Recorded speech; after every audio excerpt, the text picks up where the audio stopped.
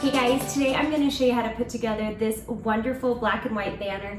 This has these cute little pumpkins on it, they're kind of harder to see, and a fringe tassel. Make sure and join my Silhouette VIP group if you are looking for freebies every single week, and I'm going to show you how to put this together. Okay, let's get started here. So you really have two banner pieces. You have your fringe piece and you have your pumpkin piece. Let's put together the pumpkin piece first.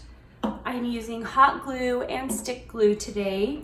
And we're just gonna start by using hot glue on the layered banner piece. This would be really cute if you have pattern paper, really cute. I'm keeping mine super monochromatic today.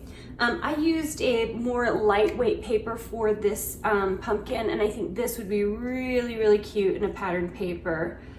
But since I'm kind of doing this monochromatic look, I'm using white. And I'm just gonna stick that to the middle. If you wanted to ink up the edges, you could. And then there's just a little stem piece and you are done. So simple, right?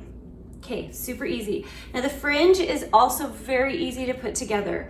So you're gonna want hot glue for this and start away from the side that has this little piece that allows you to run string through it.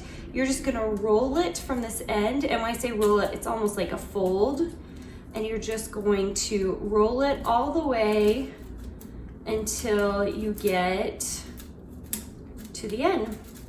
So just put a little bit of hot glue right here on the end, and you can make yours as tight or as loose as you want it. It's not that big of a deal. You can see mine loosened up, and that's okay. And then you just need to crinkle the edges just like that, okay? So when you're done, I've got some finished ones here, you're gonna put it together like this, okay? Just like that. So it's really super cute.